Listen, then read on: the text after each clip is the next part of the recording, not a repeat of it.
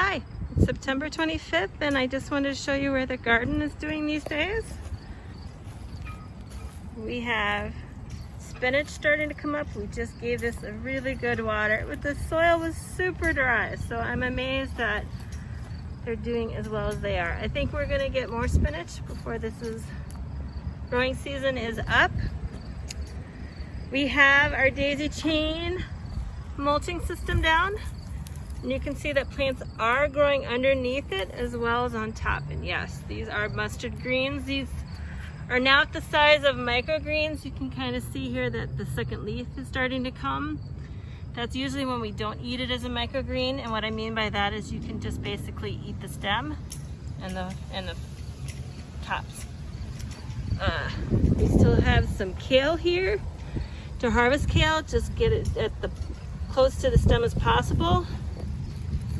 And then we will break it off like that. And then you can eat that as well. Make sure you wash it first.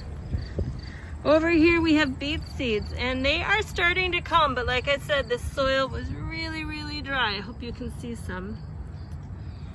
They're a little red. This one's gonna be a little gold because this one's called touchstone gold. You can see at the stem. More gold, and then we're gonna walk over here to our next bed. We have planted peas here also, so you can eat it as a greens, not as the pea itself. It's just super yummy. A number of people eat them. I eat them. You just eat them as greens, and they can grow a little bit more. You can eat them at this stage and they'll come back again. Here's our purple cabbage, and it's starting to form. Oh, you can see my hat. Yeah, you can see how it's starting to form a ball here. I can just put my hand here and you can see just how it's starting to form a ball. So you have these big leaves out here, and then in here, this is where the head of the cabbage is growing. Here's another one that's probably not going to do so great because we have this other cabbage right here, and this one's humongous. Here, I'll back up so you can see the difference. Yeah. This one also is going to be a cabbage. I don't know what variety though, but it looks huge. We still have some beans. Here, I can't shadow. Beans are still growing this time of year. As long as we're still getting the flowers and we're getting this warm weather, we're gonna start to see beans. Check that out. More peas. So even now, this late in the season, we're growing what could be eaten. And in here, you might recognize these are also mustard greens. We planted these by seed. And we had green beans here before, so you can see some of the seeds here from that had matured, and then the seeds had dropped. And actually, they're probably starting to take root. Oh, like that one right over here. I'll point to it right there. That one is a bean. Kale again in here. And then we have, you know what this one is? Yeah, type of hot pepper. I don't know. Here we go. We had volunteers who helped out this summer and they planted those.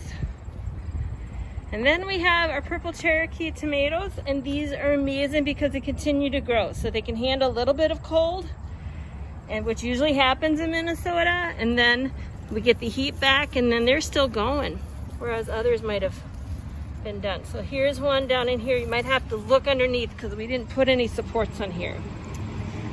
We need to have some kind of cage to keep it up. It might be a little easier, but they're still in there and they're looking good. And that one looks like it's probably a broccoli. And then right in here, you would see the head start to grow right in here. I don't know if there'll be enough time, but we're gonna leave it and just see.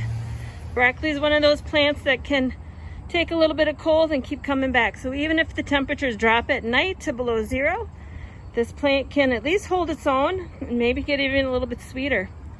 People have been known to eat the leaves, but right now we're gonna leave the leaves on so that we can see if that'll help the broccoli head grow faster. Again, it's September 25th, it's almost October. In the same bed with the tomatoes, so all of this is tomatoes in here. You can see them, various stages. This one is really, really ready to go. A little bit longer, and it'll be great to save the seeds on that.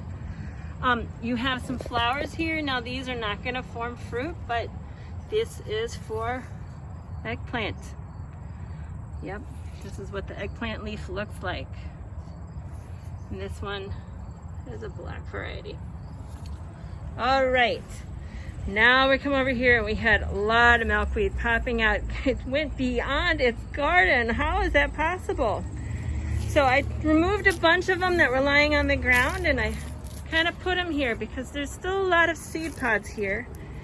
And now they'll start to dry out, and then they might even burst open. So let's see. Oh, we had one here that burst open. And then you can see how they're all in there. And they'll just start, the wind will tug at them until eventually they take off. Go ahead and come. They look prickly, but you gotta come and see if they are prickly. They're not. Okay. And that's about that. I just want to point out the calendula. These orange ones right in here. These are growing great. And maybe you saw Mrs. G's video about talking about some of the uses of it. I would look it up for sure. Now there are a bunch of seed heads here. Like here's a seed head. Here's seeds in here. If I pull that back, you can see. You could take some and grow them at home, or grow them in some secret spot and start a secret garden of your own. Or talk to somebody who has space and see if they will let you grow calendula or actually any of these other plants here. So that's our Vento School Garden tour coming to a close, except for one other spot. This is where we're going to plant our bulbs. We're going to wait till it gets a little bit colder. So we decided to water this up and then let the seeds of the weeds kind of sprout up, and then we'll take them out and then we'll plant the bulbs in a couple weeks. It is really warm. And then we have our monk chicken herb. I discovered it really depends on what language we're using and what it's called, right? So plants can have many names, and you can give them your own name. This one is usually called catnip, but it might have its own name or a different name, or another language has a different name. And then this is mustard that has gone to seed. So now you can see what that looks like. And all these little green pods, over time they'll continue to mature in there, and all that will become brown, and it'll start to pop open as it dries out. So you might get a lot of mustard green seeds here, or we can come back and harvest them. And then this is what I think is delicata squash, and it's getting more and more distinctive. So these stripes right here, green, this will turn more yellow. If I'm right, we'll have to see. Now there is one in here that looks really, really like delicata. So that gives me hope that today, I guess what that was. All right, last step, our strawberry bed. Not looking very happy, but do you know those roots are really strong under there? And we gave them a good water as well, because they're still alive, even though the leaves themselves are starting to die off. Underneath, the roots are good.